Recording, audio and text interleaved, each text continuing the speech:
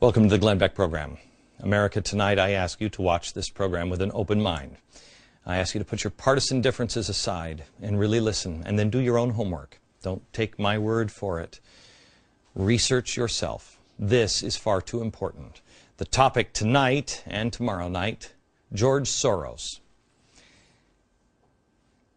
There are things that are happening in this country that don't make sense. Van Jones said something that bothered me over the summer. I mean, he said a lot of things over the years that have bothered me, but one comment in particular over the summer stuck with me, and it was this. You handle the top down, but it's also bottom up and inside out. Top down, bottom up, and inside out. So now your challenge as you leave here, our challenge, is to take care of that bottom up part and that inside out part, the heart part. That's bothered me, because I know who this guy is. He's a communist revolutionary, a guy who pined for the days of Stalin. The Iron Curtain went down. Something's wrong there. Well, it really bothered me until recently, when I started looking into all the George Soros connections and the size and the scope of his reach. And let me tell you something. I said to you, read up on George Soros. There's plenty of ways to read about him. These are all books about George Soros, many of them written by him. So there's no shortage of information, and read them. Read them. The comment doesn't bother me anymore. I understand what it means. And that's why that comment now frightens me. And I will put it into perspective tonight and tomorrow. Pull back the curtain and reveal what that actually means. And it will terrify you. There's a couple of other things that you'll understand. First of all, in 2003, Soros and a partner funded the new $5 million liberal group, MoveOn.org. Well, MoveOn.org, what exactly is that? Well, you remember it. This is the group that originally called General Petraeus General Betrayus. It was despicable. Well, who had they tapped for the executive director of MoveOn.org? This guy, Zach Exley. I've never heard of him before. Do you know who he is? Well, he previously had trained activists for the anarchist group, the Ruckus Society. These are the riots in Seattle, helped orchestrated by this guy. More on that in just a minute. Oh, by the way, he's also a blogger for the Huffington Post, which is interesting because the Huffington Post gets money from George Soros. Oh, and he's also a fellow with the George Soros Open Society Institute. Violent radicals. Oh, and by the way, it's just not that phrase that came. George Soros has been following him as he originally funded the Ella Baker Society, or the Center for Human Rights. And then, of course, he was on the Apollo Alliance. And then when he got fired from the White House, he went to Center for American Progress, which is also funded by George Soros. Radicals. Radicals. Oh, the Open Society Institute, in case you don't know what this is, don't worry, you will in the next couple of days. The Open Society Institute is George Soros' most important group. It is really spectacular. It is his philanthropist arm. This is where he looks for Mother Teresa to give out his precious money. And boy, did he find Mother Teresa. Well, not exactly. He found, to head this organization, the founder of the violent activist group SDS, Students for a Democratic Society. You don't know what they did in the 60s? You will. One string, $425 million every single year. The strings that are being pulled by the puppet master.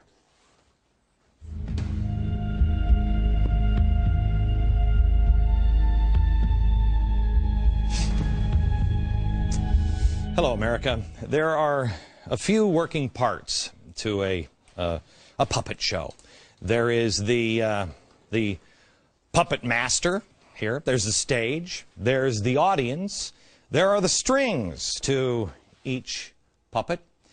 And then there's the story. But there's also why. Why is the story? Why is the show happening? What is the puppet master? What is his motivation? Is it for the money? Is it for entertainment?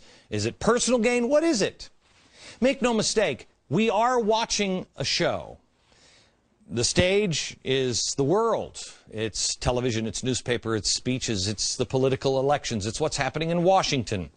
You are the audience. And like any good show, they do have one goal in mind. They want you to feel something.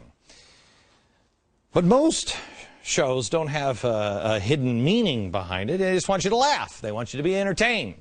This one, not so much. At the end of the show, you have a choice to make. They want you to get up from your seats. Of course, they have in mind what they are planning on you choosing, and they are just using this stage to try to make the case and convince you of it. It's really propaganda. Here's the propaganda book. Here it is. This is actually from one of Wilson's. Nasty, nasty guys. This is the book that I've told you before on propaganda that Hitler used. Goebbels. I just want to show you in propaganda, this is D. Now this is what's taught in schools. D. Democracy is administered by the intelligent minority who know how to regiment and guide the masses. That's great. This is Edward Bernays. Let me give you the whole quote here. He says, the conscious and intelligent manipulation of organized habits and opinions of the masses is an important element in a democratic society. Those who manipulate this unseen mechanism of society constitute an invisible government, maybe almost a shadow government, remember that, which is the true ruling power of our country. Do we have a shadow government? Answer it now, remember how you answer it, and then answer it again after today's show and tomorrow's show. The question is, do we have a shadow government? And if we do, who are those intelligent minority that is guiding us through? And where are they guiding us to? If you skip past all of the puppets and the strings, if you stop looking at the puppets themselves, you have to see who's behind the puppets. Who is choosing the puppets and the players? Who's the puppet master? George Soros. Now, I am sure that this will be called a conspiracy theory, and quite honestly, a year ago, 2 years ago, I wouldn't have believed it myself. But it is right out in the open. I encourage you, do not take my word for this. Do your own research, and don't go to conspiracy websites or anything else. Go to his own books. Go to the biographies written about him. Go to things that are well documented, like 60 Minutes, things that are well known for their accuracy. We have all of the materials that put this show together at glennbeck.com and in my free email newsletter. I want you to see the footnotes on this program. Do not take anything I say as gospel tonight. I want you to decide for yourself. I want you to question with boldness. Is George Soros a man who says, yes, you will be perfect and you will be perfect? Is he really a puppet master? And if he is, how does he control? How does he control? Well, let's start with this. Let's just take a couple of examples here on what George Soros has said and then see if there's any connection to anything. Soros spoke at Columbia University. He talked about an urgent need for campaign finance reform. I want you to remember, questioning our elections is important to George Soros. You'll understand in about 20 minutes. Well, he wanted to have campaign finance reform. He thought it was important. He spoke at Columbia University about it. Well, Open Society, his little group, Open Society, started by the guy with SDS, it was one of only a handful of groups who spent $123 million to push finance reform. Soros, quote, said, do something about the distortion of our electoral process by the excessive use of TV advertising. So he wanted to make sure that lies couldn't distort things. Well, it wasn't long after that speech at Columbia University that, lo and behold, Senator Russ Feingold, a progressive, and a few months later, with John McCain, a Republican progressive, came with a proposal in hand for what would eventually become the McCain-Feingold Act. The irony, if it is that McCain-Feingold ultimately led to the explosion of 501c3 groups, which can advertise at will. 501c3 groups. Oh, 501c3 groups? You mean like Sojourners, or Color for Change, or the Tides Foundation, or Media Matters, or People for the American Way, or MoveOn.org, Center for American Progress, the Apollo Alliance, Elder Saker for Human Rights. You mean those things? You see, we had the McCain-Feingold Act, and then mysteriously, almost unbeknownst to everyone, those groups became very powerful, much more powerful. And guess who controls most of the most powerful? George Soros. George Soros, in the aftermath of 9/11, talked about police action as an alternative to war. Now, did anybody pick up on that? This is what he said. War is a false and misleading metaphor in the context of combating terrorism. Crimes require police work, not military action. George Soros. Here he is, the Democratic candidate for president, adopting crimes require police work, not military action positions. What we've learned is that the war on terror is much more of an intelligence operation and a law enforcement operation. The war on terror is far less of a military operation and far more of an intelligence-gathering law enforcement operation. And that's what we have now in our office. Starts with George Soros. Days after President Obama was elected, George Soros again set the agenda. He said, quote, "I think we need a large stimulus package which will provide funds for state and local government to maintain their budgets because they are not allowed by the Constitution to run a deficit. For such a program to be successful, the federal government would need to provide hundreds of billions of dollars. In addition, another infrastructure program is necessary. In total, the cost would be between $300 and $600 billion range." Well, what was on the first thing on his agenda? The $787 billion stimulus bill. Gee, I remember this, and I remember saying at the time, who wrote this? It was too complex. It was too early in his, oh yeah, that's right, the Apollo Alliance. Where does the Apollo Alliance come from? The Tides Foundation. And where does the Tides Foundation get a lot of their funding? George Soros. Soros also heavily promotes green jobs and cap and trade. Also, days after Obama was elected, he called for a new energy bill. "I think this is a great opportunity to financially deal with global warming and energy independence. The U.S. needs a cap and trade system with the auctioning of license for emissions rights. I would use the revenues from these auctions to launch a new environmentally friendly energy policy that would be yet another federal program that could help us overcome the current stagnation." Well, Congress introduced, but you stood up. You said, "I don't think so." The audience started to revolt. Cap and trade failed. Now, through Freedom of Information Act, we find out that the Department of Energy and the EPA actually coordinated their response to damning reports on green jobs from Spain with the help of George Soros and his Center for American Progress, which gets their funding from here, George Soros. Here it is, December 9th, 2004. Also, there was this piece of information. This guy, where is Eli? Eli Pariser. There he is. He headed the Soros group, the front group, MoveOn.pac. Now, he wasn't upset that Kerry lost. Why? He explained this in an email. This is important that you understand. Quote, "In the last year, grassroots contributors like us gave more than $300 million to the Kerry campaign and the DNC and proved that the party doesn't need corporate cash to be competitive. It's now our party. We bought it, we own it, and we're going to take it back."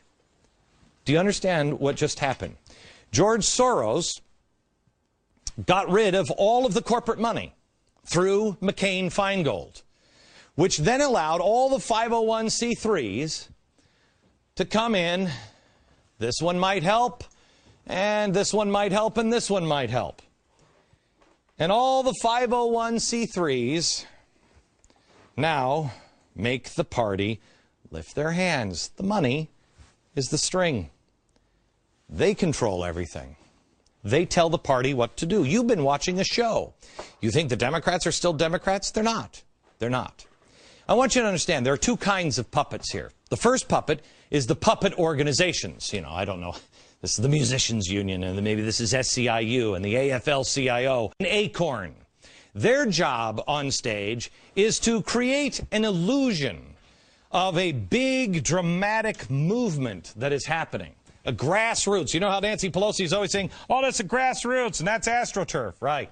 They're doing something on the stage, and they're getting you to believe something. But it's all part of the show. The second kind of puppet is an individual puppet. It could be John Kerry.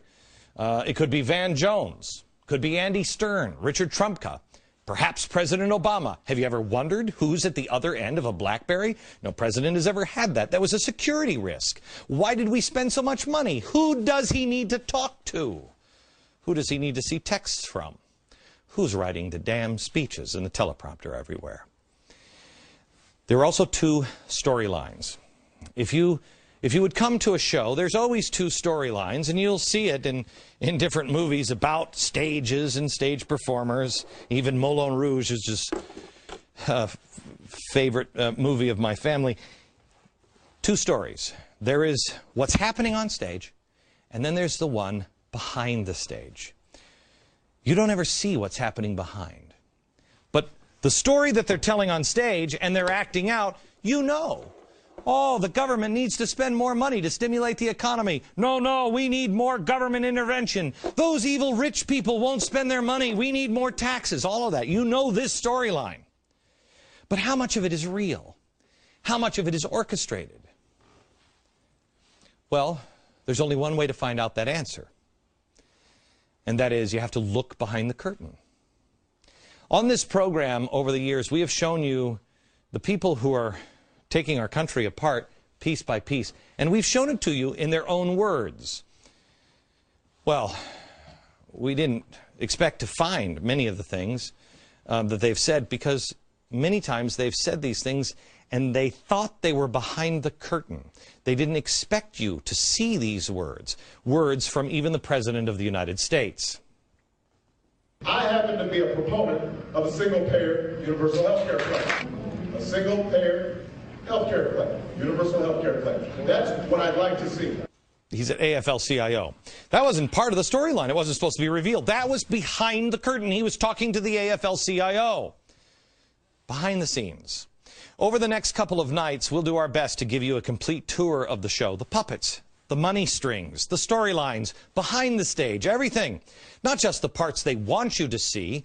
And again, I don't want you to take my word for it. I want you to read all of this yourself. All of the links and information and additional reading material will be available at glennbeck.com. Also in my free email newsletter, you can sign up for it there. Also, we have put it on theblaze.com. There are news stories about George Soros today, and also amazing stories about violence from MSNBC. We have a commentator last night saying that we wonder if there should be a revolution. Of course, he's saying now, of course, the answer is yes, and maybe even a violent revolution. It's amazing what you are missing when you don't know what you're looking for. This isn't a conspiracy. That was on MSNBC. It's all out in the open. I believe you take a man at his word. And George Soros has publicly dedicated his life to this. He has even said he's willing to die for what he believes in. Here he is. In the things that I am engaged in, I'm actually willing to put my life at risk. And I think it makes me feel much more complete. Well, you complete me, George. I'm willing to put my life at stake, and so are many people in America. It's what you believe in. But what is it that he believes in? He has tens of billions of dollars all flowing in, pulling strings. His tentacles are everywhere. What is he going through all of this trouble for to achieve? Well, globalization. George Soros believes, quote, the main obstacle of a stable and just world order is the United States. Let that sink in for a minute. The main obstacle to a stable and just world order is the United States. We'll pick it up next there.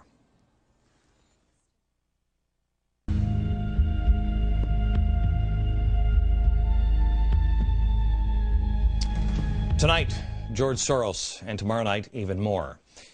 Please DVR this series of shows. There's a lot of meat here that I need you to do your own homework on and learn the truth yourself. But we want to find out a little bit more about him and who he is and where did he come from. His childhood is shocking, traumatic. He grew up in Nazi Europe. 14 years old, he had to help the government confiscate the lands of his fellow Jewish friends and neighbors. He didn't grow up in a very Jewish household. His mother was a strong anti-Semite. George Soros' words, not mine. But when he had to go over and take the lands from the people, his Jewish friends and neighbors, who were being sent to the gas chambers, I can't imagine what that would do to a teenager, or anybody, an adult. Well, what did it do to George Soros? In an interview with Steve Kroft, Soros was asked if he felt guilt at all about taking the property from the Jews as a teenager. He responded, no. He also said, quote, I don't deny the Jews their national existence, but I don't want to be a part of it. Last night, the phone calls came in to Fox already before the show even aired, and they were saying that, there were Soros people saying that I am an anti-Semite because I was going to report this. I mean, I'm probably more supportive of Israel and the Jews than George Soros is, but that's neither here nor there. I don't believe pointing out the man's tragic beginnings makes you an anti-Semite. On this program for the last couple of years, we've been telling you about the people and the places and the things that you had never even considered before. At least I hadn't. Most people hadn't. And I told you that there was a structure being put into place in our country, and it was designed to bring about the fundamental transformation that has been promised. Through the course of this journey of discovery, amazingly, all the paths, time after time, really led to one man, George Soros, one guy. There's a crisis collapsing our economy. George Soros. When the administration and the progressives look for a savior to step in and save the day, George Soros. He makes predictions, and his loyal followers make sure they come true. He's pulled no punches about the end game. It's one world government. The end of America's status as the prevailing world power. But why? Well, if you want to understand the why, you have to ask questions, and there's a few things that you need to know about George Soros. And here they are. People generally play with a certain set of rules. I am particularly interested in changes in the rules of the game. 80 years ago, George Soros was born. Little did the world know then, economies would collapse. Currencies would become worthless. Elections would be stolen. Regimes would fall. And one billionaire would find himself coincidentally at the center of it all. He was born in Budapest, Hungary on August 12, 1930, as George Schwartz, the son of Orthodox Jews. Today, Soros is an atheist who doesn't embrace his Jewish identity and rarely supports Jewish causes or Israel. I've not been very engaged in Israel. Why not? I think there are enough Jews to take care of Israel. In 1947, the Soros family relocated from Hungary to England, where George attended the Fabian Socialist London School of Economics. He moved to New York in 1956, became a U.S. citizen at 61, and at the age of 39, he started what would become the Quantum Fund, which he would use to attack currencies all across the globe. He later would be blamed for the financial collapses in Thailand, Malaysia, Indonesia, Japan, and Russia. And who could forget that he was the man who broke the Bank of England in 1992, shorting the British sterling by betting heavily that the currency would collapse, despite government assurances to the contrary. Today has been an extremely difficult and turbulent day. Massive speculative flows continue to disrupt the functioning of the exchange rate mechanism. The money that I made on this particular transaction, the estimate is about $1 billion. Along with currencies, Soros also collapses regimes. With his Open Society Fund, which was founded in 1979, Soros has helped fund the Velvet Revolution in the Czech Republic, the Orange Revolution in the Ukraine, the Rose Revolution in Georgia. He also helped engineer coups in Slovakia, Croatia, and Yugoslavia. So what is his target now? Us. America. He said it himself on many occasions. He said, what I have done in other countries in terms of overturning bad governments, I'm going to do in this country. Our country needs us. And we need people like George Soros, who is fearless and willing to step up when it counts. Political analysts say the shadow party he has built here greatly resembles those he created in other countries before instigating a coup. He created his own party within a party, or his shadow party outside of the Democratic Party, the Center for American Progress. That was one of the original shadow party groups. This group, from the beginning, was charged with getting control of the conservative media. Many of the people in the Obama administration were just drawn right up from there. He spent millions in 2004 to drive President Bush out of office. He didn't succeed. But changing the attitude and policies of America, he says, remains his top priority. In one of his books, Soros writes, quote, "The main obstacle to a stable and just world order is the United States," end quote. You wouldn't want a man like this anywhere near the President of the United States, would you? Soros has been granted at least 4 visits so far to the Obama White House. This, a man who has repeatedly called for the devaluation of the dollar. A slow decline in the value of the dollar, a managed decline. He's waged a war against capitalism. Capitalism is not directly opposed to open society. Nevertheless, it poses some serious threats. This is a man who wants the world to be one global society without borders or individual governments. One global society and one global gatekeeper.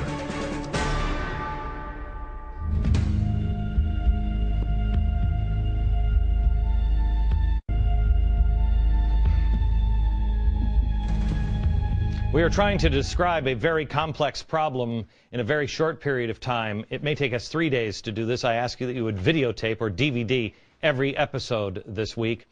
I have been warning about a structure that progressives have worked to put into place. The health care bill, cap and trade, the stimulus bill, thousands and thousands of pages that nobody has seemed to have read. We exposed this structure layer by layer until we finally got to the same guy over and over again, George Soros. Now, I just showed you how he collapsed regimes internationally, and now he's aiming at America. Soros has been calling for globalization for decades, saying, quote, "To stabilize and regulate a truly global economy, we need some global system of political decision-making. In short, we need a global society to support our global economy." Interestingly, the greatest opposition to this idea is coming from the United States, with the right sense of leadership and with a clarity of purpose. The U.S. and its allies could help stabilize the global economic system. The opportunity is waiting to be grasped. So he knows better. You just don't understand. Do you see the arrogance? Soros's goal for achieving globalization is done through organizations, puppet organizations, and he remains in the shadow. He's able to pull the strings because he's the money that animates each of these puppets.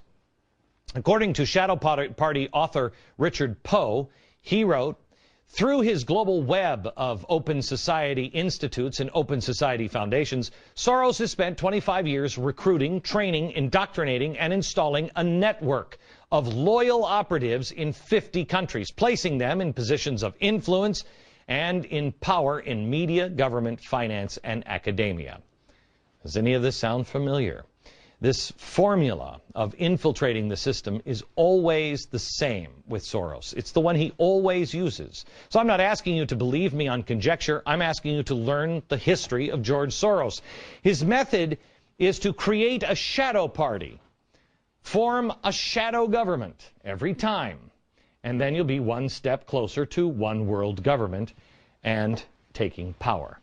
A shadow party is not a political party. It is not, at least not in a tangible sense. It works outside the normal electoral system. In 2000, Soros funded 1/3 of the shadow conventions. Do you even remember these? They were run by Arianna Huffington, the president's favorite source of news. And one of the lead organizers next to her was Jim Wallace, one of the guys who is campaigning against this program, surprise, surprise. The idea was to parallel the Democratic and Republican conventions, the shadow convention. Huffington said at the time, the message of the shadow conventions was, quote, not left or right, and the answers to these issues are not going to be found in the old ideas of the past. Clearly, the Great Society solution of top-down programs has failed. Top-down programs. Instead, the answers could be found in the raw power, quoting, of government appropriations. Wow. But it was the next election cycle that truly launched the shadow party. In 2004, when Soros didn't mince words, he stated, quote, this is not a normal election. These are not normal times. And, quote, I do not accept the rules imposed by others. If I did, I would not be alive today. And in periods of regime change, normal rules do not apply. One needs to adjust one's behavior to the changing circumstances. By the 2004 election cycle, Soros's shadow party had shaped the Democratic message. Under Soros, the guidance of the shadow party infrastructure had assumed the coherent shape by early 2004. There were 7 extensively independent nonprofit groups, which included MoveOn.org, that would help the Democrats. Really. Soros surrounds himself by radicals and revolutionaries. Let me go back to what I told you at the beginning. George Soros is creating a new structure through a shadow party. He infiltrates politics. He pulls the same playbook out every single time.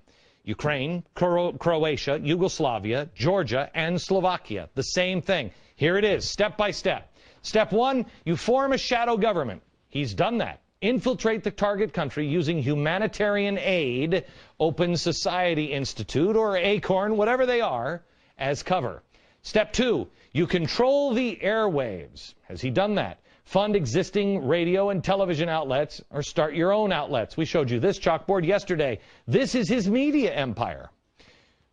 NPR, free press, it's all here. Step 3, you destabilize the state. Would you make a case that this is being done? You cause a political or economic crisis, or you take advantage of an existing crisis. Step 4, provoke an election crisis, where you don't want to really trust the outcome of an election. You wait for an election, and then you cry voter fraud. This, by the way, La Raza and Acorn funded through OSI, George Soros' charity arm. Step 5, stage massive demonstrations, and you accuse opponents of voter fraud through radio and TV stations that you control. Soros has been laying the groundwork for change for the U.S. for decades, going through many of these steps one at a time, sometimes combined. Step 1, Soros has established his Open Society Institute in the U.S. Step 2, he's been trying to control the airwaves by funding media outlets and attacking Fox News, and they're doing it now with millions of dollars on this program and Fox. Step 3, Soros supports massive government spending, which will worsen our deficit crisis, destabilize the state. This is a man who lives above the law.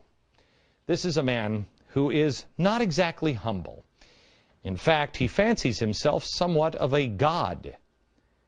In his own words, next.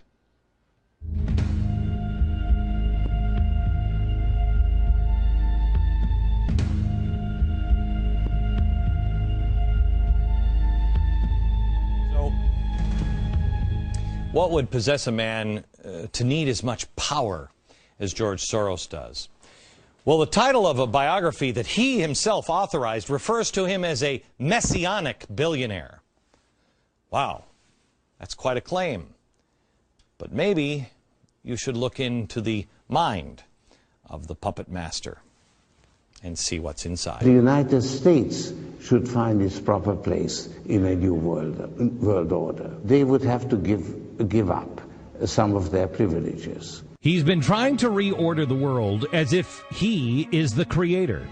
Soros has admitted in the past he doesn't believe in God. But that's perhaps because he thinks he is. Soros himself admits that from the time he was very young, he had megalomaniacal ideas. He said he had messianic fantasies. He said he even thought of himself as a kind of god. In Underwriting Democracy, he writes, quote, "If truth be known, I carried some rather potent messianic fantasies with me from childhood. In The Alchemy of Finance, quote, I fancied myself as some kind of god." He's even said that now that I've made these things, these dreams into a reality, I feel more comfortable admitting to the magnitude of my, my ambitions. In Soros on Soros, quote, "I probably couldn't feel all of a piece if I weren't larger than life." To The New Yorker, God in the Old Testament has a number of attributes. Invisible. I was pretty invisible. Benevolent. I was pretty benevolent. All-seeing. I tried to be all-seeing. End quote. Soros goes further in that he has said that he wants to be the conscience of the world. He was quoted by his biographer, Kaufman. Yes, I did say that, and actually I stand by it. I think the world very much needs a conscience. I want my foundation network to be the conscience of the world.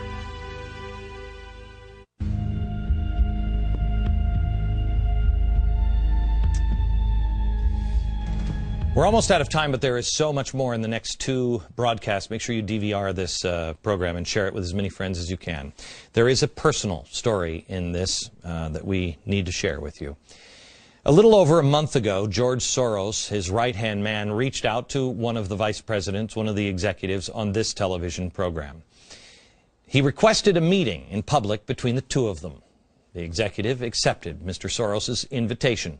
The meeting began with the Soros guy saying that this program, and me in particular, was corroding the very foundation of America and instigating violence to boot. And that was just while they were waiting to be seated at the restaurant. When that wild opening salvo failed to prompt anything more than a calm rebuttal from my executive, the Soros executive then shifted gears, explaining that we were hurting their business, even hurting Mr. Soros himself. Then he went on to talk about a vast right-wing conspiracy headed by this show or Fox News, targeting his boss because of his support for the Democratic candidates or maybe his position on legalizing drugs. I have no idea. But after my guy calmly rebutted the notion of any conspiracy, his guy, apparently out of bullets, said, "Then why? Why focus on George Soros if it's not that?" My executive explained to him that whenever you do a Google search on failing economies or collapsed currencies, the name George Soros keeps popping up, usually at number one. And because he steadfastly believes in one world government at the expense of the United States of America. I do not.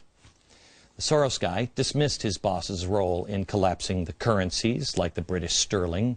He said it was overhyped, claiming they really didn't make that much off it, as people say.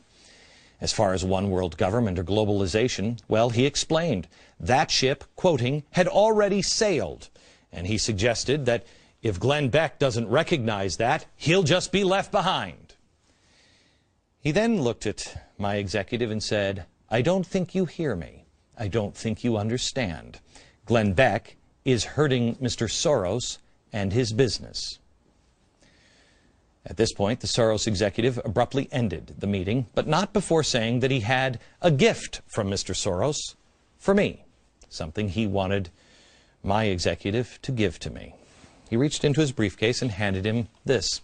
It's a movie, a DVD, a 1957 movie, made by a communist, by the way, how appropriate, called A Face in the Crowd, starring Andy Griffith. I watched this when MSNBC started this rumor about 2 years ago that this is who I was.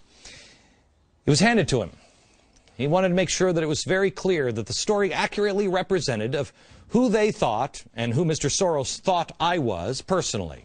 He said, "Make sure you share it with Mr. Beck."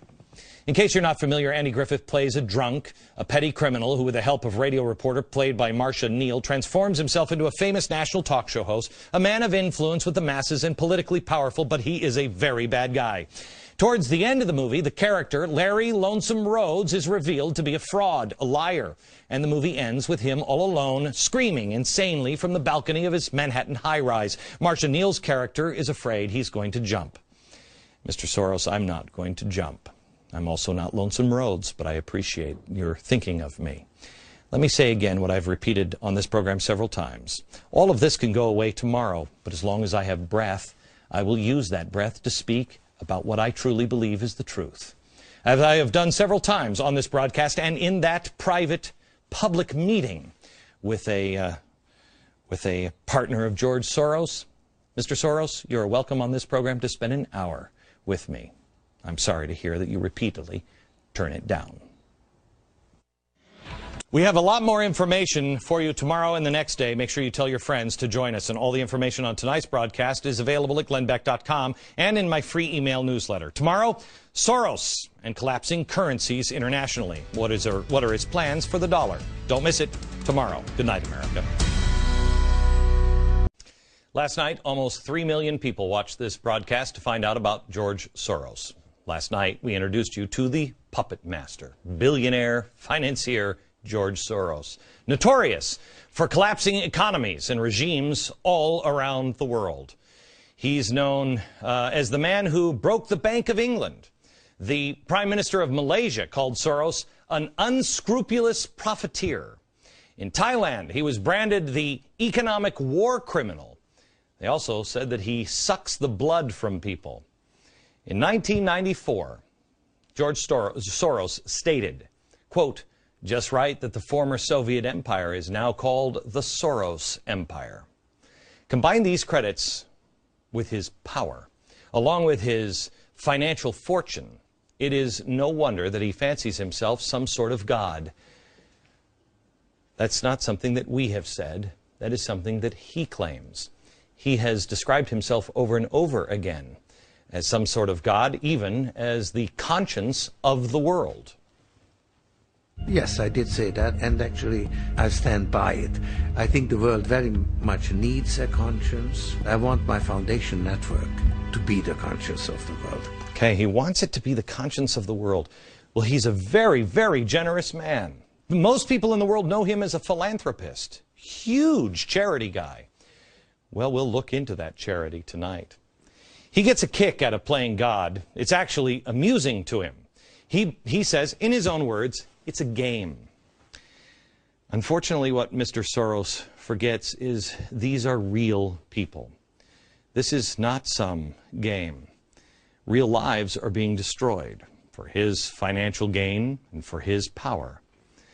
I'm called a hate monger because I have conservative views and positions like, I don't know, let people keep their money. But let me tell you this, it takes a cold, cold heart to have full knowledge that what you are doing to make a buck is literally destroying the lives of people. And now he's messing with your life. He says, in his own words, America is his next target. I became concerned with the problems of globalization, where you have global markets, but you have politics based on the sovereignty of states. So how do you deal with that issue? And then I came to the realization that open society is endangered by our current leadership in this country. And that is when I refocused my attention on the United States. He has focused his attention. This isn't a hypothesis. This has been proven. This is what this man does. He has done it before. And now he wants an orderly decline of the dollar. His words, not mine. If you thought $5 or $4 a gallon gas is painful, wait until Soros devalues your dollar even more. Forget about driving. How about eating? We've told you just recently, I've told you this for, 2 years now, that they would devalue the dollar and that inflation would come. Financial Times reported it today. It's about to be added to your grocery bill, and if you're the one in the household doing the grocery shopping, you've already seen it, but oh, you ain't seen nothing yet. As they devalue our dollar, an orderly decline, you'll start to see prices like one group, inflation group, predicted that it will soon cost $11 $11.43 for an ear of corn, 1 ear. How about going to the grocery store and seeing a price tag on a loaf of wheat bread of $23.05? This sugar, this size, 32 ounces of sugar, $62.21. For the milk, good old soy milk, I mean, who doesn't? Smooth and delicious, $24.31 for this size. For a container of this coffee, Folgers, 11.5 ounces, $77.71. For a container of orange juice, not this size, but for 64 fluid ounces, Minute Maid orange juice, they are now saying it will be $45.71. And one thing that I couldn't believe, and we called the experts and asked them, okay, please tell me that this Institute on Inflation is nuts. No, they're not, unfortunately. I couldn't believe that one candy bar, one Hershey's milk chocolate candy bar, 1.5 ounces Hershey's milk chocolate, $15.50. This, Mr. Soros, is not a game. At least not for the schlubs outside of your world. I don't know anybody inside the world of George Soros. Well, you've got Timothy Geithner, you have Ben Bernanke, you have most of the politicians in Washington. We're the ones who are going to risk in this game. When he manages the decline of our dollar, him and his minions in Washington, who do you think pays the price? Will it be him or will it be you? You see, he knows what's coming. And because of that, he can hedge. He knows exactly where to go. He knows where the exits are. And he's done it over and over again. He will gain profit and power, and you will lose both. He's playing God, which is fine by him, because he's an atheist. So there has to be a God who's going to fill that void. Well, he's smart enough to do it.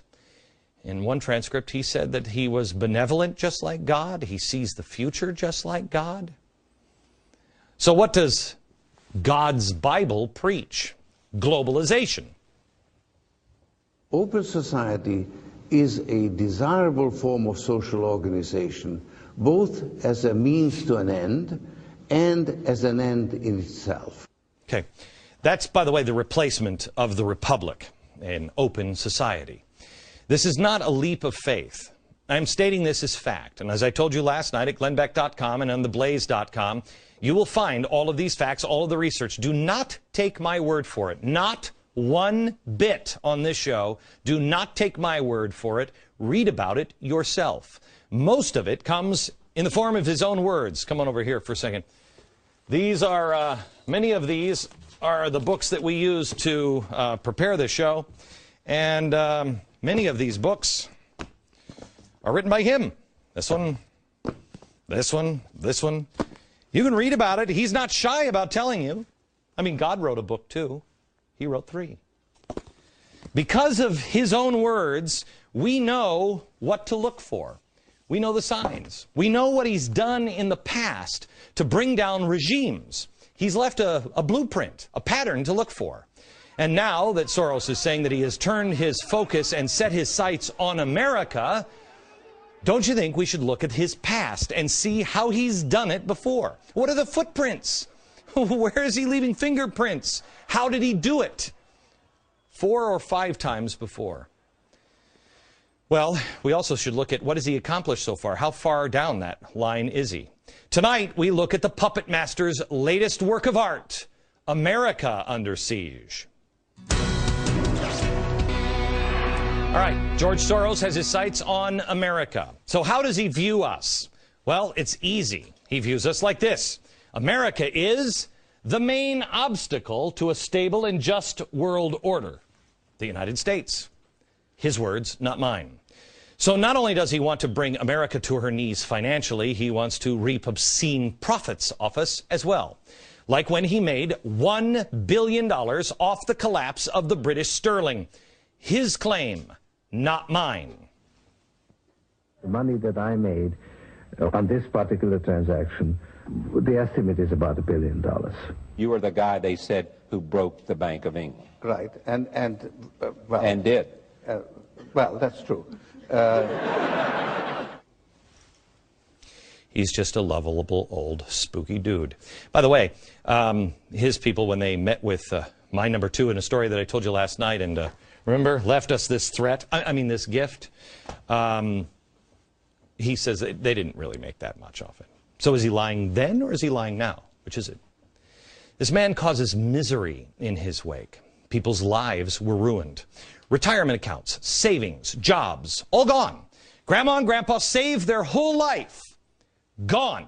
And he just walks away. You've saved your whole life. If you've put all your money away for retirement, it's now worth 30% less in the last 10 years. And it's about to be worth a lot less. What are you going to do? You're going to go back and get another job? See, he doesn't think about that stuff because your life is a game to this man. And again, listen to George Soros in his own words. When you try to, let's say, improve society, you affect different people and different interests differently, and they are not actually commensurate. So you very often have all kinds of unintended adverse consequences. So I had to experiment, and it was a learning process. The first part was this subversive activity, disrupting repressive regimes. That was a lot of fun, and that's actually what got me hooked on this whole enterprise. That was a lot of fun, experimenting with people's lives. This is what happens when people put themselves in an elite category, or appoint themselves rulers, or in his case, see themselves as some sort of a god. You become a plaything, and he is the all-knowing, all-seeing creator. He has been playing this game for a very long time. But before I show you how he's playing it now and what is coming, I want to start in Czechoslovakia. Half a century ago in Czechoslovakia. It was a scary, scary time to live in this part of the world. The world was changing. Europe was on fire. Joblessness, hunger. Hunger was on the rise. People didn't know what to do. Protesters started rioting in the streets. The average person was frightened out of their mind. And so what did they do? They begged the government, please bring order. Stop the people rioting in the streets. Well, they did. And the next thing the average person knew, they were a communist country. It is important to remember this story, because that's what history books would tell you. But there's now new documents out that were never supposed to be released. And it plays directly into today and what's happening in America. And we'll get to that by the bottom of the hour. But right now I want to show you the signs. What is George Soros trying to do? What is it? How does he do it? After country after country after country, we found that there are 5 steps to him gaining control. He does it over and over and over again. So let's see what the steps are, and let's see if he's done any of them here. The first one is form a shadow government using a humanitarian aid as cover. This is what he just said. It's kind of funny. It's kind of fun. The first step, he said, is subversive activities. Okay? Step 2, control the airwaves. Fund existing radio and TV outlets and take control over them, or start your own outlets. Remember, take control of existing or start your own. Step 3, destabilize the state. Weaken the government and build an anti-government kind of feeling in the country. You exploit an economic crisis or take advantage of an existing crisis. Pressure from the top and the bottom. This will allow you to weaken the government and build anti-government public sentiment. Step 4, you provoke an election crisis. You wait for an election. And during the election, you cry voter fraud. Step 5, take power. You stage massive demonstrations, civil disobedience, sit-ins, general strikes. You encourage activism. You promote voter fraud, tell followers what to do through your radio and television stations. Well, let's start at the beginning, shall we? Do any of those sound familiar? This is the way George Soros takes country down every time. Every time. Again, he's done it. How many times, Joe? 4 or 5? 4 times. 4 times before. We'll be number 5. So let's go back here. The 5 steps to control. The first one is form a shadow government using humanitarian aid as a cover. Now, is he doing this? Well, let me start with the central George Soros operation, which is OSI. This is his main group, OSI. It is the Open Society Institute. It sounds warm and fuzzy, and to hear the way they tell it, it is warm and fuzzy. Oddly enough, yesterday, in a sign of, I think, total panic and collapse, OSI released a video talking all about all the wonderful things that George Soros does. It's fantastic. Must have cost them a fortune to put this up. Coincidentally, it's released the day that we do our special to show you that he's just a lovable old philanthropist. That's all he does. He cares about people. Well, I'm sure he does. I'm sure he does. Because he's a humanitarian. He's a philanthropist, you know. He gives tons of money. I'll show you that whole thing at the end of the show. Through the Open Society Foundation, he donates almost $500 million annually to charity causes all around the globe. Well, that's fantastic. That's fantastic. I love people who give a lot of money to charity. Now, when you look at a charity, this is what I learned when I started to try to be responsible with my money. You look at people as an investment. What's the best way to invest in people? But you need, if you're going to give away $500 million every single year, you better have somebody who really knows how to manage it. And you better have somebody who has a big, big heart. Who is the person to head up your charitable arm, Mr. Soros? Well, he found, he just found he's just the founder of SDS, the radical student group from the 1960s. You remember. You remember the days of rage, riots? Yeah. Yeah. And the spin-off group, the Weather Underground. Yeah. Just the guy who started this stuff, that's who heads the charitable arm. It's almost like subversive activities are kind of fun to Mr. Soros under the cover of humanitarian aid. So OSI spreads the money all over the country. But I'm sure the head of OSI, he's probably changed. One of the things that OSI funded was the shadow conventions in 2000. It funneled 1/3 of the shadow convention, who was hosted here. I mean, unless you were an avid, C-SPAN watcher, you probably don't remember them. But it was an attempt to, as they put it, focus on the issues that the parties just won't touch. Issues like campaign finance reform. Wait a minute. Last night, campaign finance reform. Now, that's a good humanitarian thing, isn't it? Seriously, that's going to feed a lot of children. Campaign finance reform. Remember we said that he spent over $100 million to get campaign finance reform. And what happened? Oh, yeah, I remember. It led to the boom in 501c3s, like MoveOn.org or Media Matters or any of the other things that he seems to fund. They can take in as much money as they want. And now all of those political organizations are controlled by George Soros. But remember, it's humanitarian. One of the organizers of the Shadow Convention was Arianna Huffington, which is now getting the Huffington Post money from George Soros to be able to hire reporters. Isn't that great? She was introducing here in 2000 at the Shadow Convention. She was introducing somebody else, another guest speaker, another co-organizer of the event. Watch. We're now moving to the second issue of the Shadow Convention, the persistence of poverty in the middle of our prosperity. And it gives me great pleasure to welcome one of our conveners, the Reverend Jim Wallis, the head of the Call to Renewal, a new coalition of churches to fight poverty, and the editor of Sojourners magazine.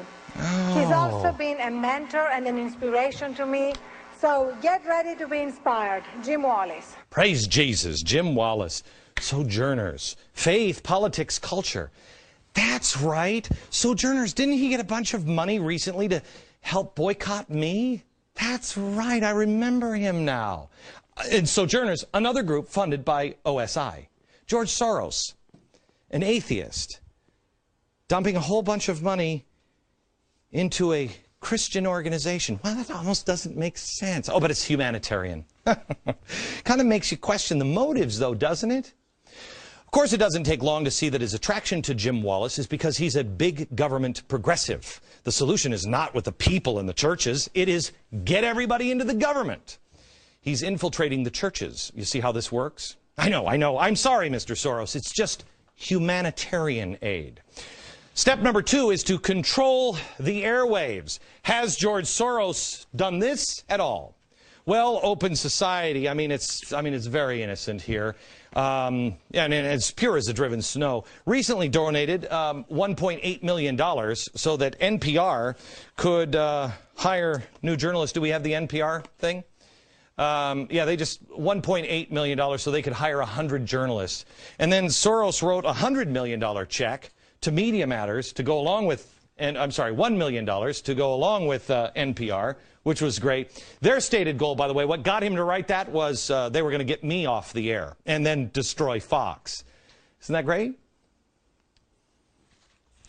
By the way, he gave that $1 million and all that money after we were threatened. I mean, we were given a gift by Mr. Soros, and they realized that I wouldn't shut up. I wouldn't stop. And so then he decided, well, I guess I'm going to have to destroy him another way. $1 million also to the teapartytracker.org. teapartytracker.org. This is a website that they developed with the NAACP's media staff. It's supposed to expose the intolerant element of the Tea Party. Then the NAACP takes its content and collaborates with Think Progress, another Soros-funded group, along with Media Matters, and there you go. The next 3 steps? Next.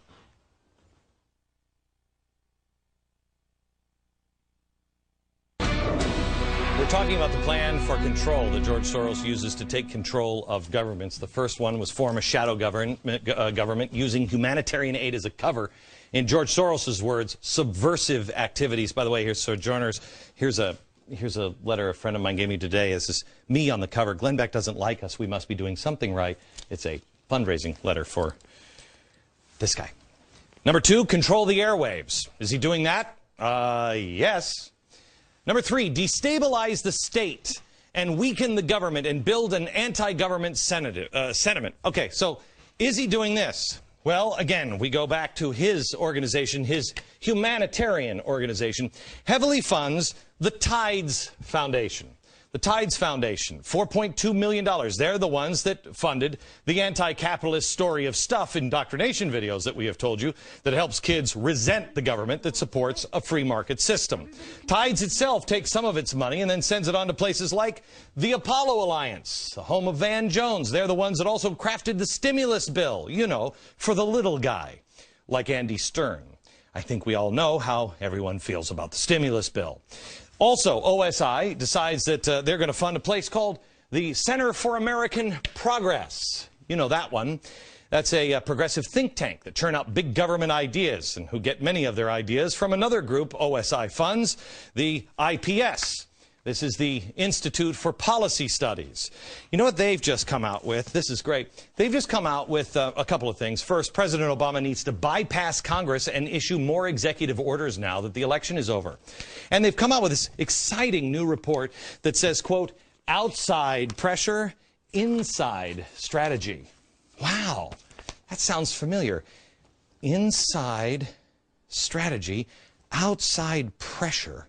It's almost like bottom up, top down. What am I remembering here? Oh yeah, I remember Czechoslovakia. Top to bottom, bottom to top, inside out. Remind me of that, along with George Soros and Van Jones in just a few minutes. I'll show you something that will blow your mind. Step 4. Step 4 is provoke an election crisis. Well, that, of course, they haven't done anything like that. You know, where you lose confidence in the vote? No, no, no. Of course not. Of course, you have OSI funding Acorn. This is a group that's willing to sell, human sex slave traffickers and give them a tax break. Soros also created this, SOS, the Secretary of State Project. This is a group that is specifically designed to groom and elect Secretary of States around the nation because they're the ones who have to certify election results. How do you think, what's his name from Minnesota got in last time? Remember all that? Remember Al Franken is, yeah, who's this project? Isn't that weird? They're the ones that call the shots. And Soros has pumped millions of dollars into voting-related groups. Some of them legitimate. Some get caught doing illegal things. Some are kind of a little shady. I like this one myself. One America Votes. They get money from the Tides. Remember, Soros funds that group. They sent illegal immigrants door to door in Washington state just before this last election to tell people that they were illegal. But you should get out and vote. There's George Soros for you. And then step number 5, take power. Take power. This one is kind of hand in hand with staged demonstrations. This one's about to come. We've already seen the beginnings of it. The One Nation rally. We saw this. This is the labor union rally in D.C. as a response to 828, a project of the Tides Center, a.k.a. George Soros Group. OSI also donated to the Ruckus Society. They're a radical environmental justice group known for their aggressive tactics. Remember, that was the guy I told you about last night? It was causing all the riots in Seattle. Then OSI has donated to several groups who are trying to get me off the air. You have Faith in Public Life. That's funded by OSI. They're calling for my head. You have Sojourners, of course. They're calling for my head. You have Media Matters. All of them out of the pocket of George Soros. Mark my words. And I believe I said that for the last 2 years on inflation. As I told you, massive inflation will come. And you're beginning to see it now. Staged demonstrations and riots in the streets, you will see them here. What you're seeing today in the UK, this is students demonstrating in the streets. That's a demonstration, by the way. They will come here too. Because what are they rioting about? That they are cutting services at schools and raising tuitions. Really? Well, they will come. And they will be orchestrated, funded, or they will be exploited by Soros-like groups. If you're watching this show, and George Soros is the puppet master, so I'm sure he's having somebody else watch it. What happens? What happens to all of these groups? What happens to all of these groups? This man is playing God. He thinks he's God. God created the earth in 6 days and then rested on the 7th. Well, George Soros has created all of these things. And believe me, it's not just in fact here. Do you have this? Yeah, come here, Aaron. Come here. You stand over here. Stand. Lovely and talented Aaron. These are the Open Society. These are just the things that he has donated to. I just want to show you because we don't have a lot of time. So I just wanted to show you the list. These are the list of the organizations that are involved, you know, in these 5 steps. And we wrote it out for you. But I just wanted to show you that it's no big deal. It's not like you're overpowered or anything like this. There's more. This is less than half of them. But other than that, there's nothing to see here. Just move on with your lives. Nothing to see here, folks.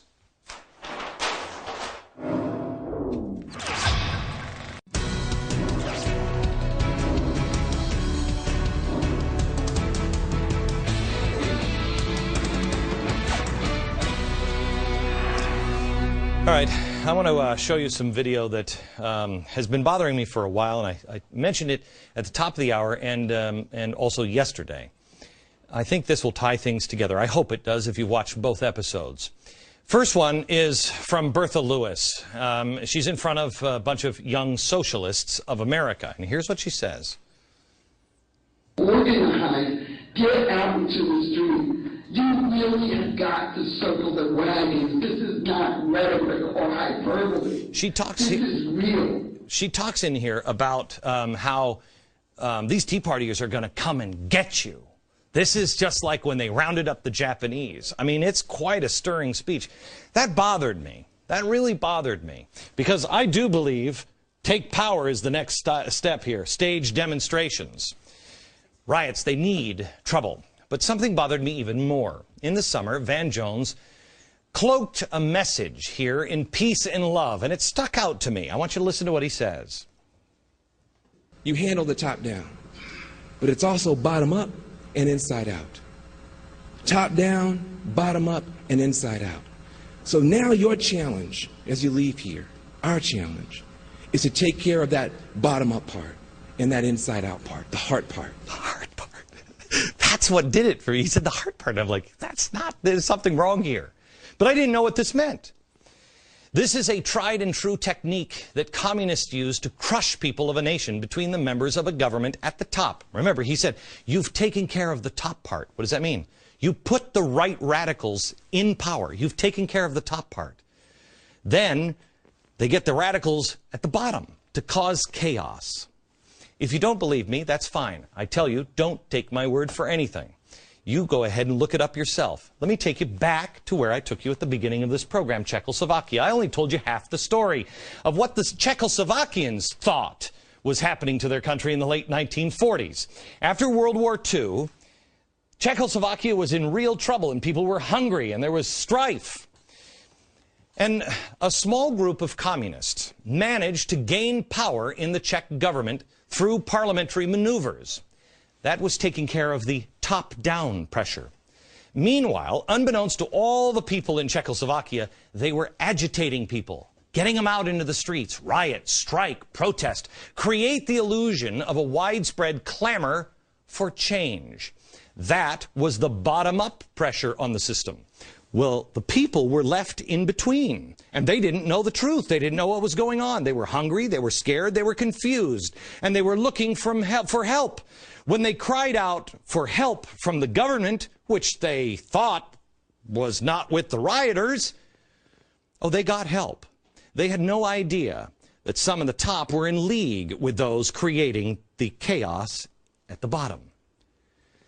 The people at the top had formed a shadow government, and they were only too happy to help, and they helped by clamping down on the Czech people.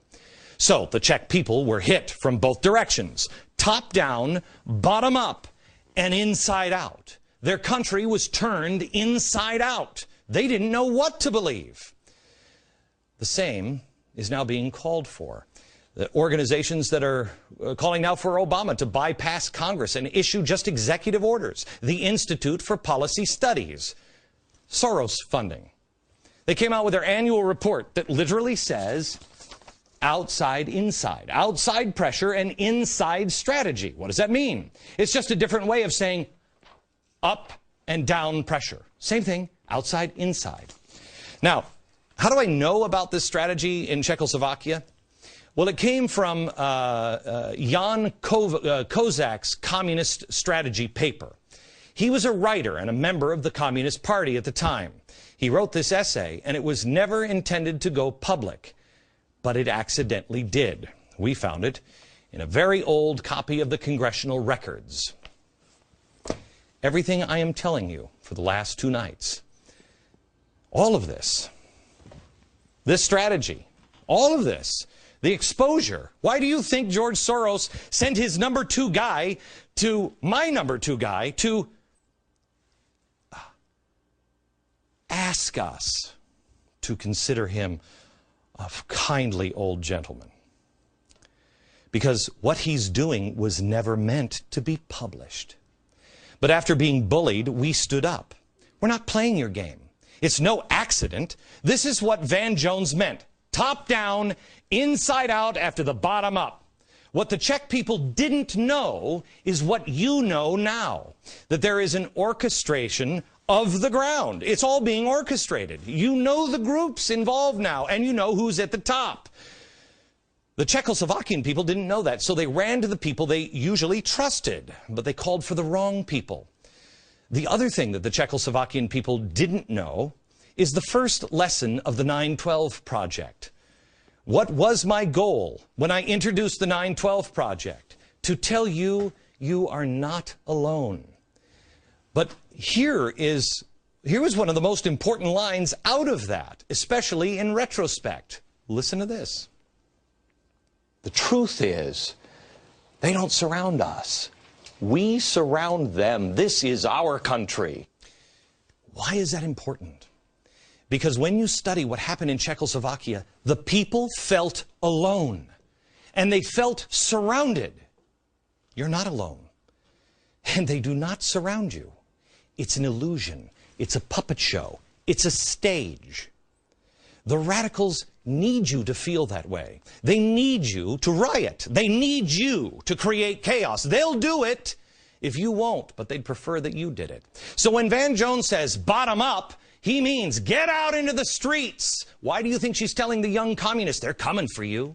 Get out into the streets. It's a game. And George Soros enjoys the game. He finds it kind of fun, those subversive activities, not my words, his words. He means the government forces that are in league with the riots when Van Jones says bottom up and top down, the top will clamp down. Those are the people who are trying to force this president to do what he knows needs to be done. Van Jones' words. Top down, bottom up, inside out strategy. That's what's happening. Except now we've thrown a tire iron into their little game that they have played 4 other times, and they are now executing the 5th time. But now we're changing the game. That's why we have tried to arm you with the most powerful weapon you have, information you need. Find all of this out. Find it out for yourself. Don't take my word for it. Know it and tell everyone you know. George Soros, you should know one thing, sir. We are not Czech citizens. We are Americans.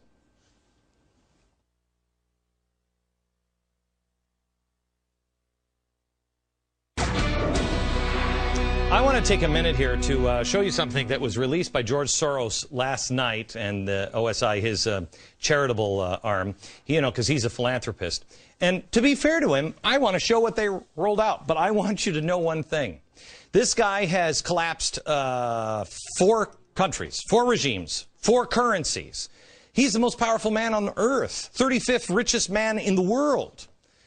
This is Enron. What you're seeing here, this is what happens when a company is in collapse. This is a desperate cry for George Soros to turn around and look at a guy at 5 o'clock in the afternoon. This is coming undone. You spread all of the information that we have given you, and you do your own homework. You verify yourself. Go to original sources and verify yourself and spread it. Because light is the only thing this guy, he can't stand the light. He has to hide behind a mask. But watch their corporate film on, oh, don't listen to that guy at 5 o'clock. Really, I'm a good guy. Here it is. Over the past 3 decades, George Soros, the founder and chairman of the Open Society Foundations, has spent more than $8 billion to transform the lives of the world's most oppressed and ignored people. From helping those with HIV and TB in Africa, to righting centuries of wrongs against Europe's largest ethnic minority, the Roma, Soros has championed open society issues around the globe. What is it that I really care about? Democracy, market. These are the institutions that you need for people to be able to improve their conditions in life. His experiences as a child in World War II fueled his drive to combat totalitarianism. In the 1980s, his Open Society Foundations helped topple communism in Eastern Europe, strengthening democracy by supporting education, justice, and freedom of information. Open society can prevail only when people can speak truth to power. Today, the Open Society Foundations are present in more than 70 countries, including the United States. Soros recently gave $50 million to provide food, shelter, and clothing for New York City's neediest, who were hard hit by the economic crisis. The foundations work to build vibrant and tolerant democracies whose governments are accountable to their citizens. To learn more about George Soros and his philanthropy, visit OpenSocietyFoundations.org. That is fantastic. That is fantastic. And don't forget, he's given all that money, just to help good things. Well, friends, well, just a lot of these. This is only half the list of the organizations that are helping him accomplish his new world, spooky world order. That's it. There are really 2 ways to look at what I do every day here. You can either say, as my critics say, that I'm a fearmonger, or you can say that I am empowering you with information. I hate the fact that some people believe that I'm a fearmonger. I just say what I believe. That's what I do. And I believe bad things are coming. I believe that we can get past them, but we have to be prepared. I've told you over and over again, I hope I'm wrong. But FDR was wrong when he said the only thing we have to fear is fear itself. The only thing we have to fear is not being prepared and not knowing what's really happening. But progressives Progressives, they'll say I'm a fearmonger, and they want you to believe that everything is fine, and that's what they'll tell you. Watch. This is a rich country. We have plenty of money, and if you don't believe me, ask Halliburton. We've been able to create or save 3.5 million jobs. Will the Federal Reserve monetize this debt? The Federal Reserve will not monetize the debt. That legislation, according to The Economist, has saved or created 3.6 million jobs. We have turned this economy around. I think we see entities that are fundamentally sound financially and withstand some of the disaster scenarios. Okay. You can believe that, and I hope they're right. They're not, but I hope they're right. You know better. You know the truth. You know. On jobs, really? Unemployment rate unchanged, 9.6% last night. They told us it would never go over 8. Food prices are rising. You don't believe me? Go shopping. Wall Street Journal now says an inflationary tide is beginning to ripple through the supermarkets and the restaurant. They're still telling you that they're worried about deflation. Don't worry about inflation. Check the price of gas. We're not going to monetize the debt. That was under oath. Really? The Fed just said that they will print more money to buy as much Treasury debt in the next 8 months as the government will issue. Fannie and Freddie, Barney Frank, together they now have twice as many foreclosed homes as they did this time last year. America, we have a historic choice in front of us. Do we open our eyes, or do we keep burying our heads in the sand? Do we end the book called America, or do we just turn the page and begin a new chapter? I've told you, 40-day and 40-night challenge. Please take this. People, we can't be the people who are angry. We can't be those people. They got that covered. We have to be people who say, thank goodness you're here. We have to be the ones who count on faith, hope, and charity from each other. From each other. We don't need a billionaire to activate it. We activate it in ourselves. Please share all this information with your friends. A little more on the Puppet Master on tomorrow's show. And then on Friday, we're going to change the mood a bit. We're going to talk about gratitude with an incredible audience. You do not want to miss Friday. From New York, good night, America. Welcome to the Glenn Beck program. Tonight, part 3 in our 3-part series on the Puppet Master, George Soros. Last night, you saw the sheer size of this one man's influence. It is breathtaking. He has brought entire regimes and currencies down to the ground in flames. If you don't understand where America is heading, you will after tonight. And if you think it doesn't matter, well, this is the wrong show for you. I want you to know and remember this. In these last 3 episodes, I'm not making claims. I'm not asking questions. I'm not telling you statements of fact. What I'm telling you is watch George Soros in his own words. Where is the country headed? George Soros. The question is whether we need, and whether Mr. Soros and his foundations can help to bring more foreign influence into the United States instead of relying on what is essentially a balance between Democrats and conservative Republicans. I think you put your finger on a very important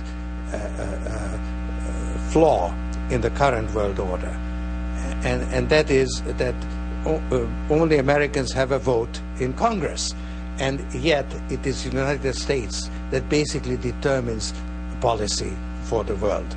That is a flaw in the current setup. It's a problem for him that people in China or France don't get to vote. Find out who sits in Congress. Is it for you? You need to make a choice. Mr. Soros has made his choice. I have made mine. Tonight, you decide.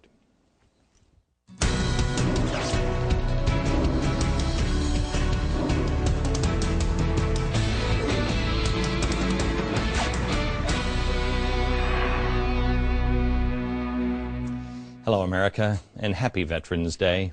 Veterans and Marcus Luttrell, I'm thinking about you today. Thank you for everything that you have done. Thank you, all of the spouses that struggle and struggle hard for our freedom. For our freedom to be able to say the things that we mean and mean the things that we say.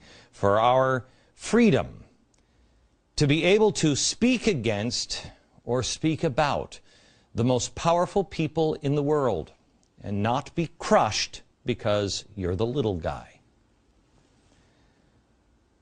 That's what America is about. To have a difference of opinion. And as George Washington said, meet on the battlefield of ideas. Tonight, part 3. Part 3 on George Soros. I'm going to recap, give you a little bit of new information here. I'm going to recap in the next 10 minutes, and then I'm going to ask you for your decision. These are things that you have to ponder. You can't just take my word for it. You have to decide, am I going to look into this more on my own? Am I going to educate myself? Or am I just going to put my head back in the sand and say, no, no, no, it's all fine, it's all fine, it's all fine? Because there is a choice. Who is George Soros? And is he involved in the changes in our country?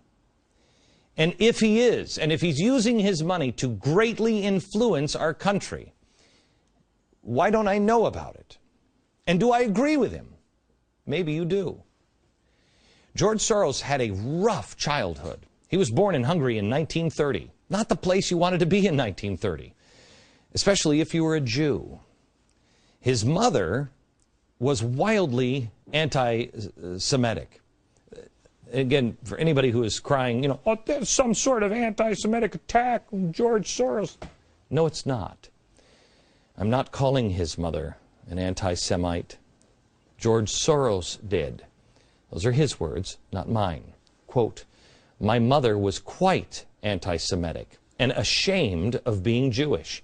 Given the culture in which we lived, being Jewish was a clear-cut stigma, disadvantage, a handicap, and therefore she always had the desire to transcend it, to escape it. That is pretty powerful in a child's life. Both of his parents were non-practicing Jews. His real family name was not Soros, it was Schwartz. But what would you do if you lived in Hungary in the 1930s and 40s? Would you keep the name Schwartz? When George was 6 years old, the family changed the name from Schwartz to Soros. Now, at first, it just makes sense on the surface because you're like, okay, well, of course, they were trying to stay alive. They were madmen rounding Jews up. But when you look at the name Soros, it's an obscure name. What does it mean? Where did it come from? Well, it means to soar. But more importantly, it derives from Esperanto, which is a made-up trans-European language. It was started, I think, in the 1880s, and it was promoted by those who dreamt of a world free of nationalities. Get it? A world free of nationalities, an open society. His father was very much into this. That's how they picked the name Soros. So when George Soros was 14, his father basically bribed a government official to take his son in and let him pretend to be a Christian. His father was just trying to keep him alive. He even had to go around confiscating the property of Jewish people. Now imagine, you are Jewish, and you have to go and confiscate the property of your fellow Jews. And you are pretending to not be a Jew, and if anybody finds out, you're dead. He actually had to endure watching people sent off to their eventual murders. Watching people, gathering their stuff, sending them off, knowing that they were going to go to their death. What does that do to somebody? How do you deal with it? How many years of therapy would somebody need after something like that?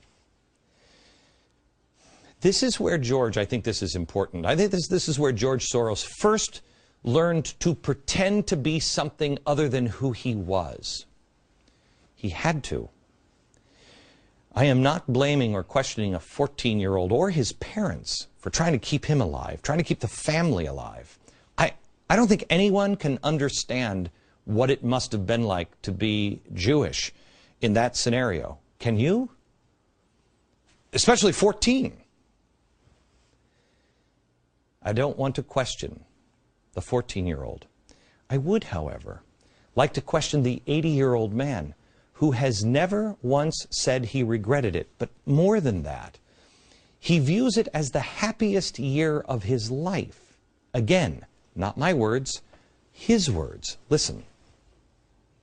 It was actually probably the happiest year of my life, that year of German occupation. For me, it was a very positive experience. It's a strange thing, you know, because you see incredible suffering around you, and in fact, you're in considerable danger yourself.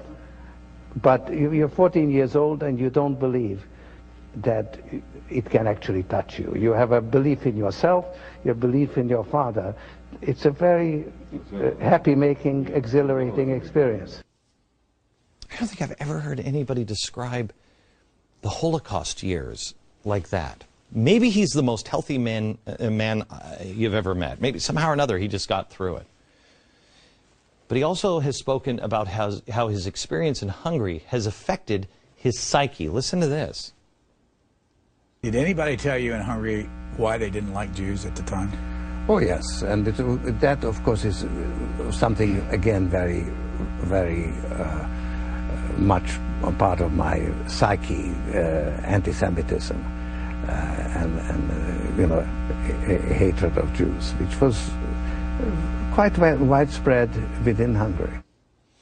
Even to his own home.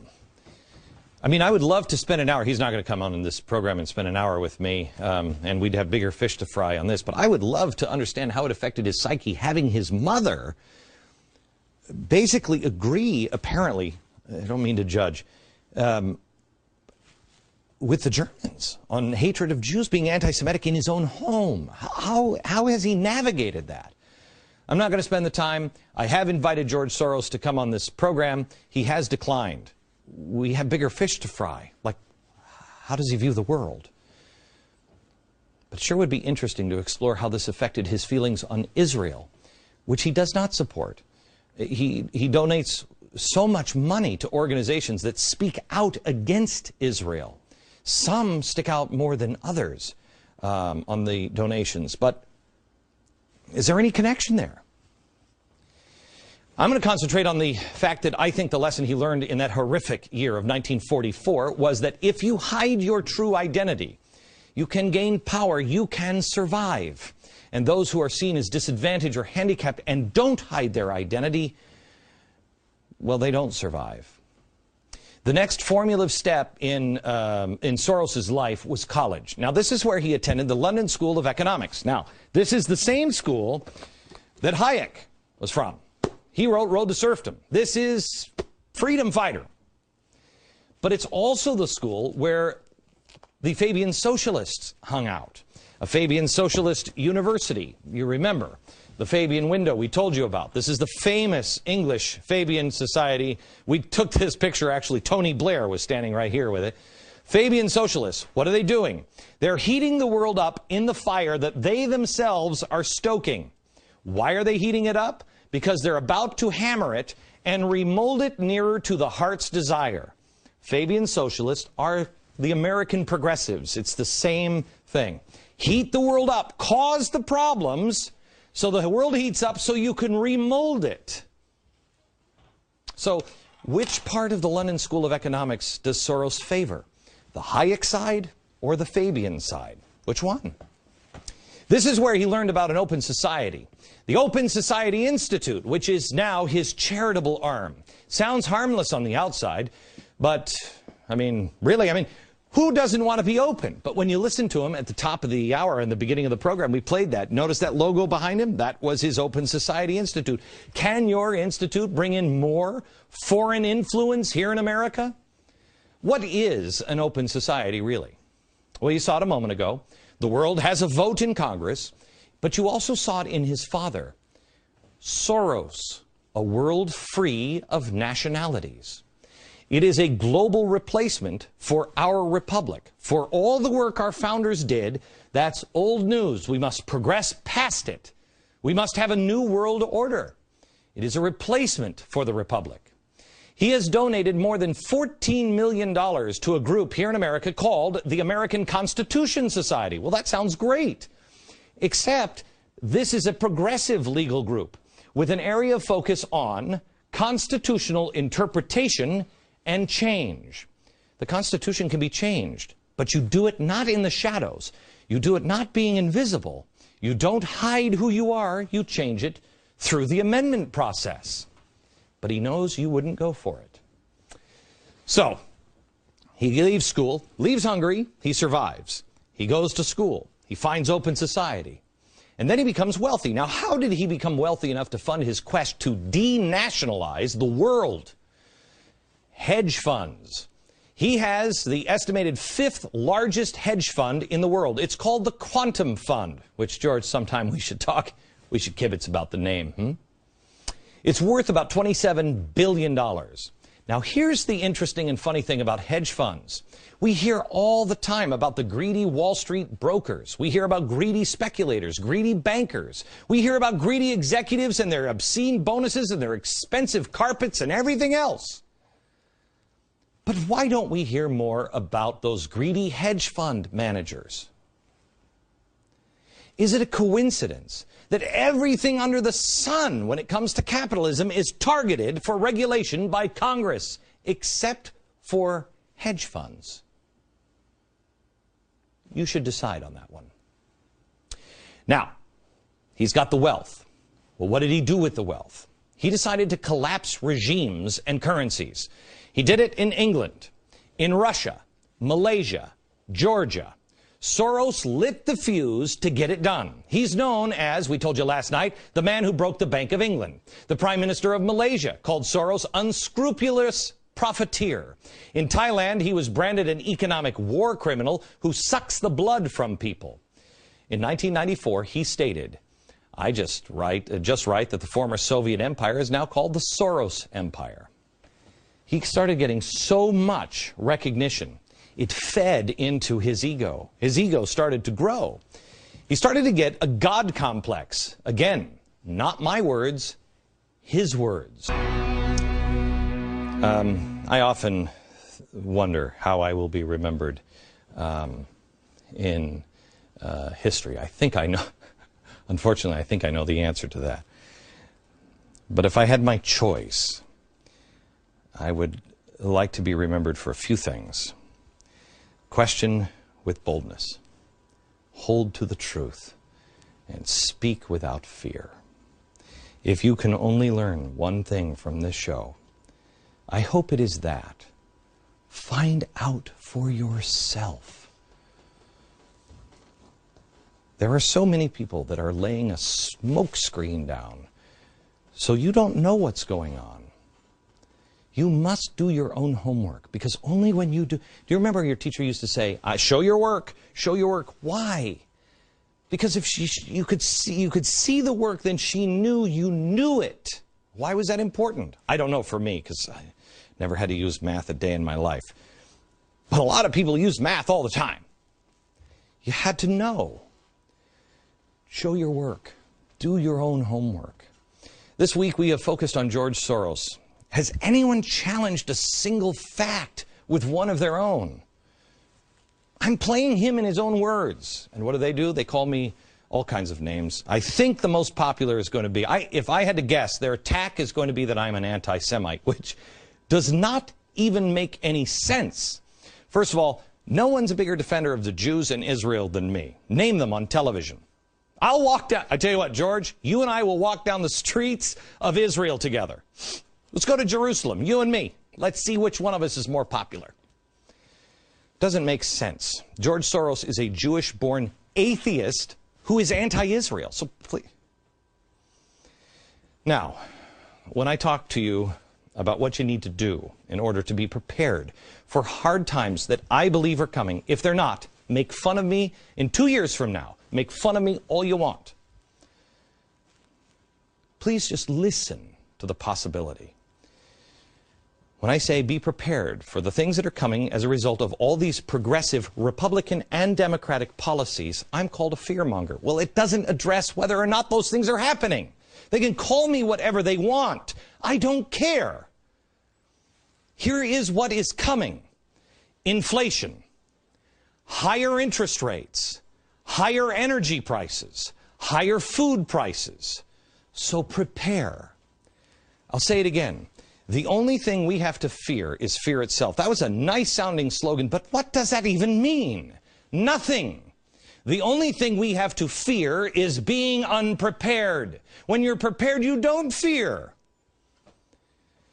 But more and more propaganda is coming in the days and weeks ahead because they're intentionally putting us into a pressure cooker.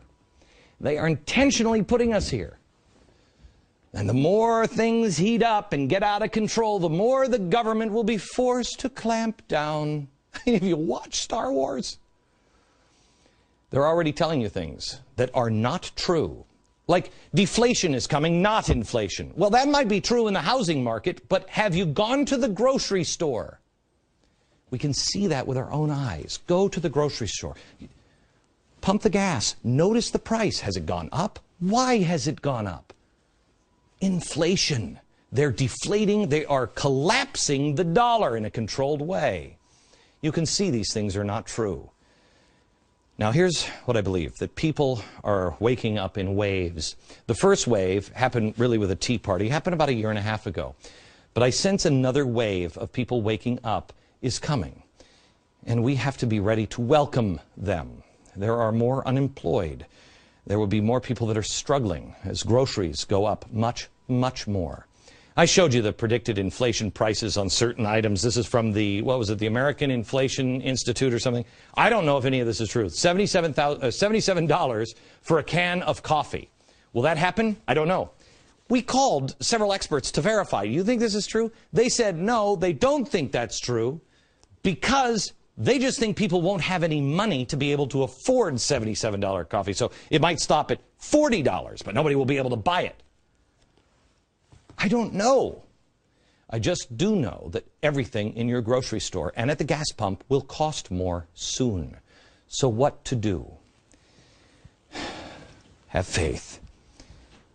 Have hope in the truth and charity in your heart. You must be a shelter for others. Just like when George Soros was growing up in Hungary, there were those hostile forces inside of the government and outside of the government. You must be a shelter for others. You can't panic. I've told you before about the Titanic. When the ship hit that iceberg, many of the passengers stayed in their cabins. Well, pretty soon, the water was coming up into their rooms. I don't think this is actual footage of the Titanic, but water started coming into their rooms. Before they knew it, it was up to their ankles. Then it was waist high. That is what's happening to America. And as it goes up floor by floor, as this thing starts to, more people come out onto the deck.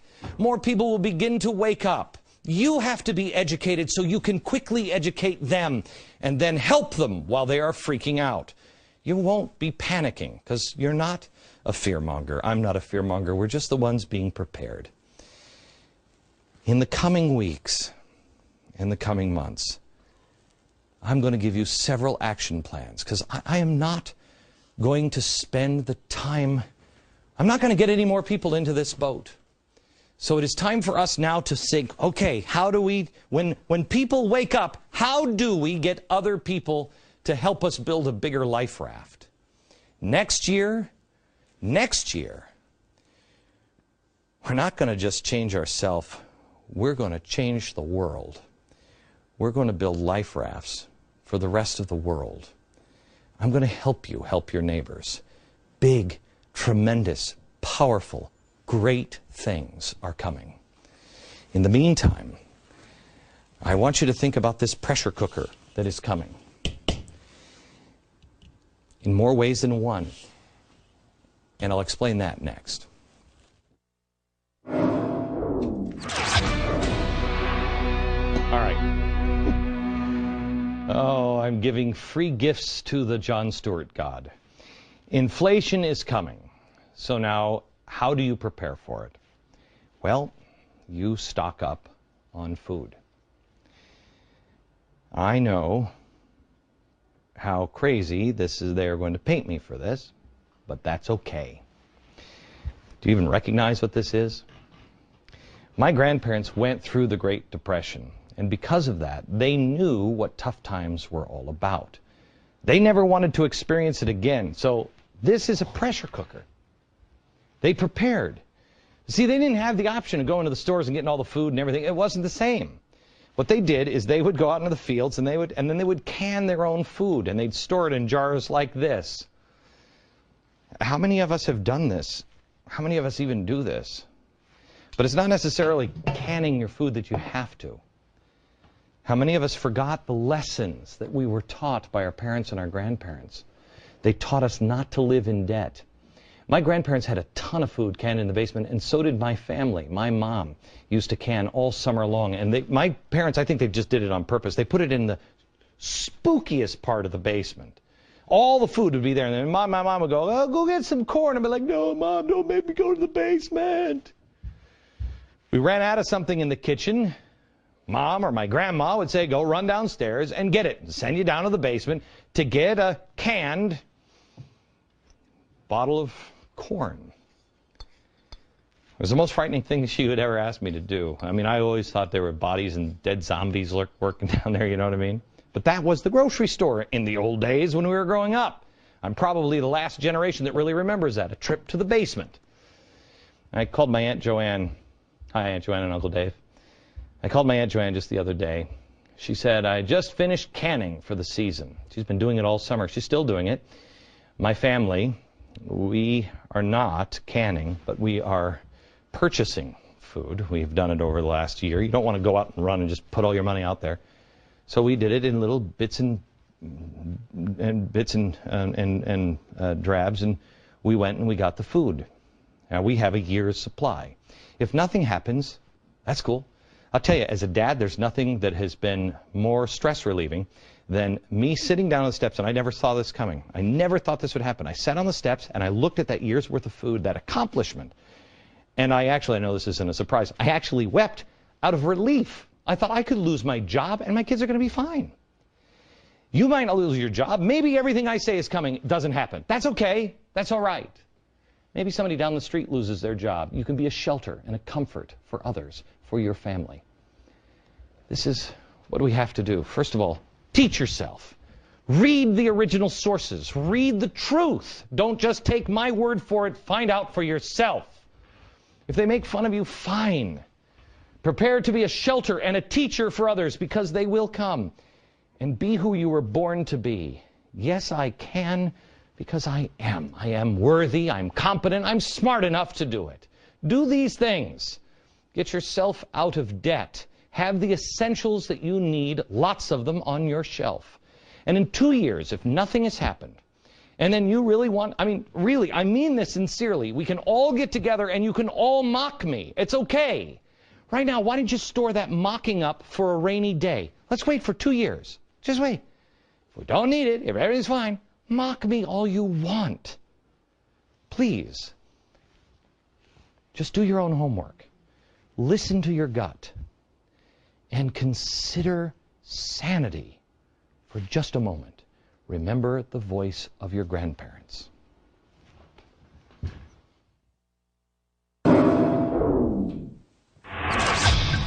Last night, my wife Tanya and I were laying in bed, and she says to me, hey, you've just been nominated for Time Magazine's Person of the Year. And I said, go to sleep. I woke up in the morning and I found out that it was true. Sorry, honey. Sarah Palin was also nominated. You got to be kidding me. Sarah Palin actually deserves, think of the impact that this woman has made going around the country, rallying people to get behind true conservative candidates. She made a huge, huge difference this year. I noticed that there was one face that was missing, actually millions of faces that were missing. It was the Tea Partiers. The Tea Partiers should actually be this year's winner. I'm not a fan. I hate it when they nominate groups of people and they're like, oh, look, it's a person of the year. It's not a person, it's a group. But they are the true winners. I mean, look at the difference that you have made. Here are some of Time's nominees: Barack Obama, Lady Gaga, Steve Jobs, the unemployed worker, David Koch, Charles Koch, and Mark Zuckerberg. Also BP CEO Tony Hayward. Oh, and the communist leader of China, Hu Jintao. So, and then, of course, there's me, because you always have to have a bad guy on the list. You know what I mean? You have to. Maybe they didn't mention the Tea Party because they mentioned Koch brothers. They're nominated. They're supposedly the driving monetary force behind the Tea Party movement. Really? But if that's, why wouldn't you put this guy up? I mean, he's, you know what I'm saying? It again shows how much the mainstream media and the left just doesn't get it. Time magazine said that the unemployed American was the one that made the difference in this election cycle. I'd like to see their evidence on that. I mean, it is the idea that things aren't working. But 4 in 10 of the voters supported the ideas of the Tea Party. 4 in 10. But if they mention that, then it looks like it might be a big movement, and the president's policies had something to do with the outcome, and we can't have that. The mainstream media and the left continue not to get it. Know that you deserve the accolades, but you won't get the accolades. Believe me, I'm not going to win. I'm not writing a acceptance speech on this one. Just know who you are, and know that you are the person of the year. More importantly, soon on this program, we're going to start building the people of the decade. I want to thank the SEAL Team 10 for their gift recently. And tomorrow, a special, incredible show for veterans and future veterans. Make sure you have everybody together, because tomorrow we start the quest for Yes, I Can 2012 from New York. Good night, America.